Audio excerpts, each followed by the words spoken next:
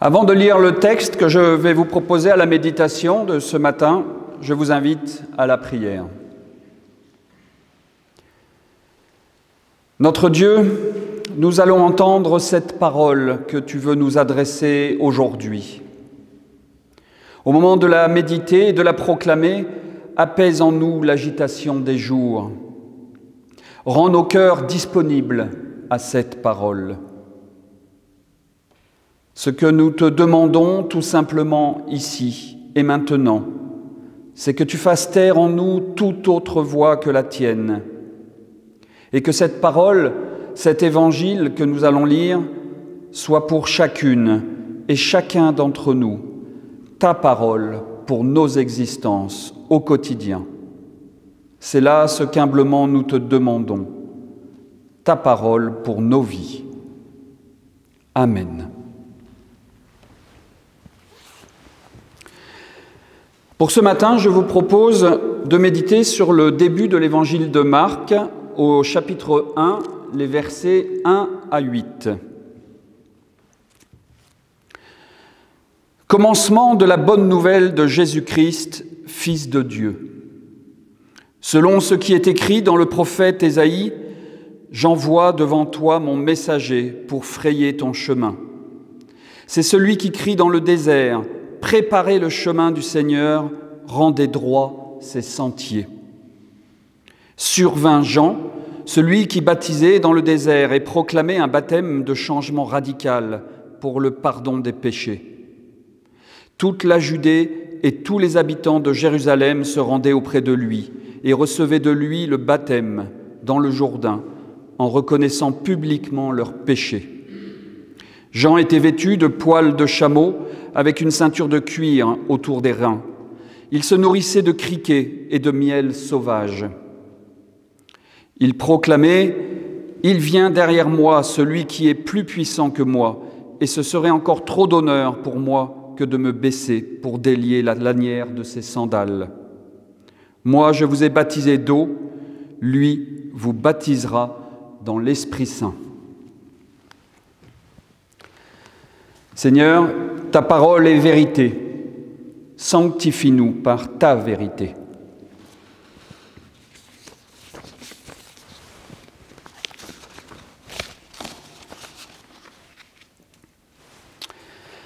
Chers amis, chers frères et sœurs, commencement de la bonne nouvelle de Jésus-Christ, Fils de Dieu. Qu'est-ce que cela veut bien vouloir dire aujourd'hui ?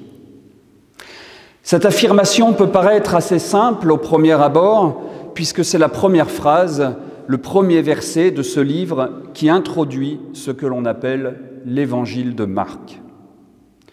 Cela pourrait donc signifier tout simplement que la bonne nouvelle commence là, au verset 1. Cela signifie sûrement que toute la suite de ce livre consiste à expliquer ce qu'est la bonne nouvelle. La bonne nouvelle, l'évangile, nous en connaissons au moins les contours. Le nom de Jésus-Christ, ou Jésus le Christ, ça ne pose de problème a priori à personne, puisque cela signifie que Jésus est consacré par une onction. Pour la notion de Fils de Dieu, là, je comprends que tout le monde ne soit pas d'accord sur le sens de cette affirmation. Mais de manière surprenante, il faudra attendre la mort de Jésus pour qu'il soit vraiment reconnu comme Fils de Dieu par un homme, un païen, le centurion romain. Mais ce premier verset débute par « commencement ». Mais pourquoi un commencement ? Cela veut-il dire que tout ce qui précédait cette bonne nouvelle était une mauvaise nouvelle ? En affirmant qu'il y a un commencement, cela signifie qu'il y a une rupture avec un passé. Une rupture avec un passé trop dur, trop lourd, trop douloureux. Cela signifie que les auditeurs de Marc étaient très certainement confrontés à une crise majeure dont ils ne voyaient pas l'issue. Dans un premier temps, je voudrais donc montrer quel est le sens de ce commencement. Je voudrais mettre en avant que ce commencement signifie qu'il y a un basculement d'un monde vers un autre, d'un ancien monde vers un nouveau monde. Dans un second temps, je voudrais montrer comment, dans cette période de l'Avent, comment préparer ce chemin du Seigneur dont parle Marc, en choisissant d'accueillir la parole de Dieu. Ce commencement sonne ici comme un ouf de soulagement, qui nous dit que, enfin, les auditeurs de cette bonne nouvelle vont sortir du tohu-bohu dans lequel ils se trouvaient. Ce commencement est ici comme une nouvelle création, comme un avenir nouveau possible.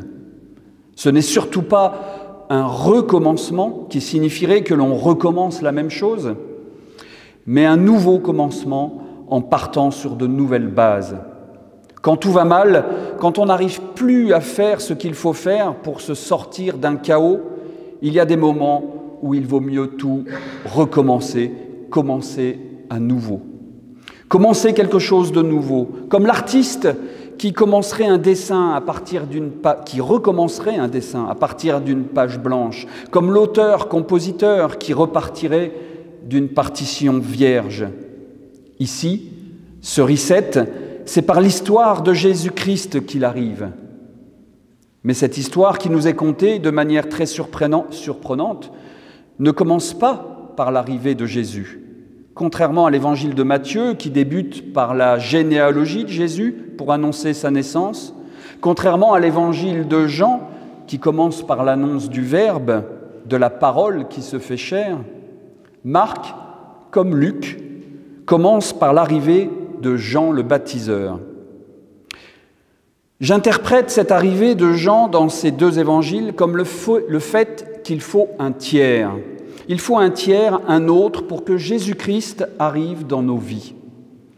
Mais surtout, ce Jean-Baptiste nous pointe du doigt, nous représente dans nos anciennes vies, avant la rencontre du Christ.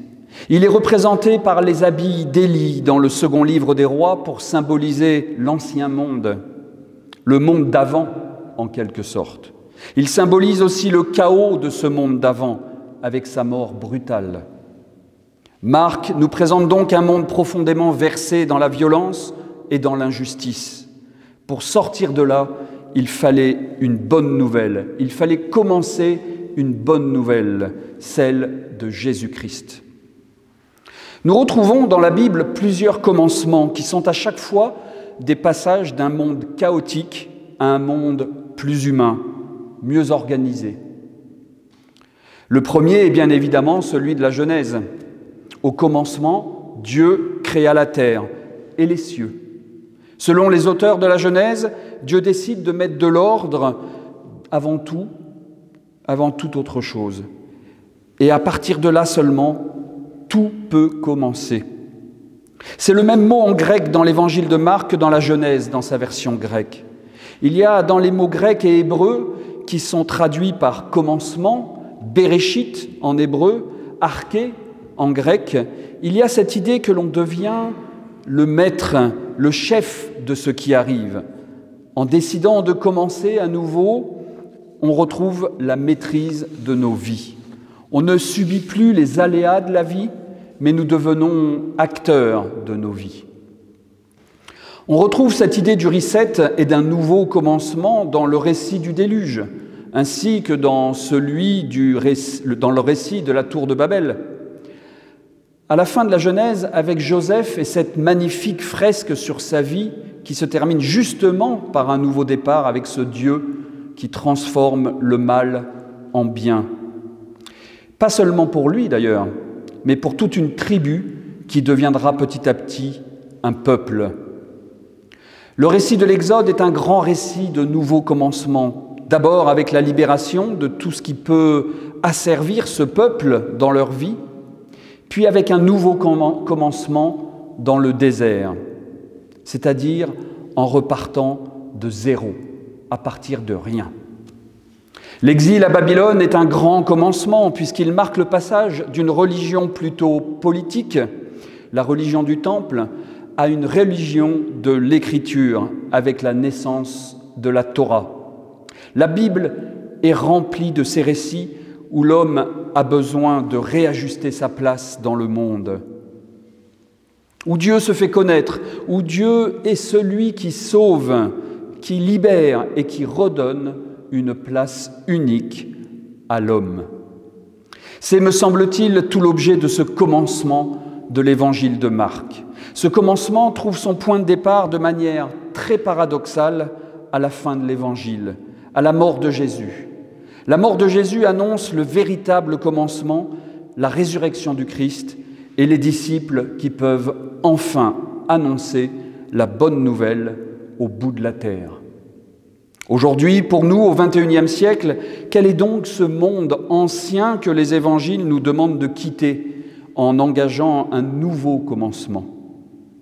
Le vrai commencement dans nos vies consiste à décider de faire quelque chose de nos vies. Ne plus subir ce qui peut nous arriver aujourd'hui, tout ce qui nous tombe dessus en ces temps mouvementés. De ne plus accepter un monde qui déshumanise. De ne plus laisser partir un monde que la foi a déserté.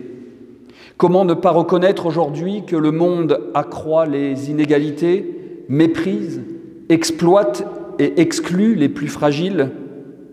Il faut bien reconnaître aujourd'hui que la foi a déserté le monde. Le monde tel qu'il est aujourd'hui est intolérable. En ce second dimanche de l'Avent, ce commencement auquel nous invite Marc pour préparer le chemin du Seigneur consiste à croire dans un monde à venir en y cultivant l'espérance. Ce ne sont pas les autres qui sont appelés à croire en ce nouveau monde, mais c'est nous. Nous tous qui confessons notre foi en Jésus le Christ, Fils de Dieu. C'est nous qui sommes appelés à dynamiser ce monde et à le rendre meilleur en offrant notre foi à ce monde. De la fin d'une histoire surgit un commencement. Ce commencement de l'évangile de Marc est donc une remise en route. D'abord en nous tenant en haleine, puisqu'il nous promet une bonne nouvelle au fil de l'histoire qui commence. Mais surtout parce que c'est à nous qu'il s'adresse. Quand il écrit en faisant référence au livre de l'Exode et au livre de Malachie, « J'envoie devant toi mon messager pour frayer ton chemin », c'est à nous, c'est à toi et à personne d'autre qu'il s'adresse. Il nous exhorte d'en finir avec notre ancienne histoire et de faire surgir un nouveau commencement à nos vies. C'est ça le chemin qui s'ouvre devant nous, un chemin d'espérance, bien sûr, l'espérance d'un monde meilleur qui s'appelle Royaume de Dieu, l'espérance d'un temps nouveau. Cette période de l'Avent est souvent assimilée à une période d'attente jusqu'à Noël. Il me semble qu'en proposant ce texte dans la liste des lectures du jour, nous sommes plutôt invités à toute autre chose qu'une attente passive, les mains croisées devant un bon feu de cheminée, en attendant que Noël arrive. Le texte nous fait une promesse de baptême, et pas seulement d'eau, mais aussi d'Esprit Saint, à condition de commencer à nous mettre en route. Cette promesse d'Esprit Saint, c'est justement cette relation à Dieu par la foi. Cette promesse, c'est ce qui nous permet de choisir, de nous mettre en route et d'espérer. C'est croire que dans le temps de Dieu, la vie commence à chaque instant. Dans ce temps de l'Avent, il nous est donné chaque jour de voir que la vie est constamment en commencement, en recommencement, que notre vie est une vie qui commence à chaque instant.